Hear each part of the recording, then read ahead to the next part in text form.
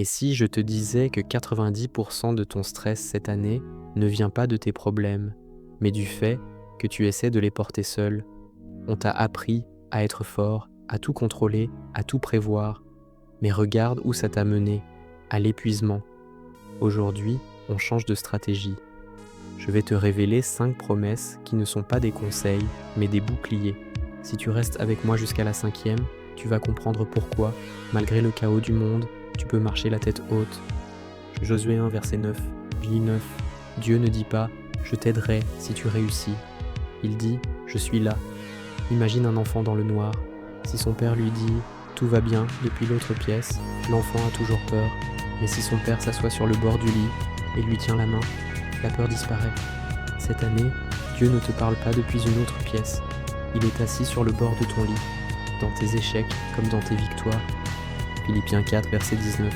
On vit dans la peur du pas assez d'argent, pas assez de temps, pas assez de talent. Mais regarde cette promesse, selon sa richesse. La source n'est pas ton compte en banque, c'est sa gloire. Dieu n'est pas limité par l'inflation ou par ton patron. Ésaïe 40, verset 31. Pourquoi es-tu si fatigué? Parce que tu essaies de battre des ailes comme un moineau pour rester en l'air. Dieu te propose de devenir un aigle. L'aigle ne lutte pas contre le vent, il utilise les courants pour monter sans effort. S'attendre à Dieu, c'est arrêter de s'agiter pour enfin planer sur sa grâce. Cette année, quand tu sens le burn-out arriver, arrête-toi, ne force pas, plane, laisse sa force remplacer ton épuisement. Proverbe 3, versets 5 et 6, on a tous peur de prendre la mauvaise décision. Quel travail, quelle relation, quel investissement? La promesse est claire, reconnais-le et il aplanira tes sentiers. Ça veut dire qu'il enlèvera les obstacles ou qu'il te donnera la force de les franchir. Ne demande pas à Dieu de bénir tes plans, demande-lui de te montrer ses plans. Jean 14, verset 27, c'est ma préférée. La paix que Jésus donne n'est pas une paix de vacances ou de silence, c'est une paix de champ de bataille.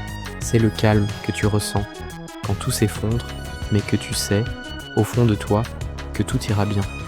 C'est ton héritage pour cette année.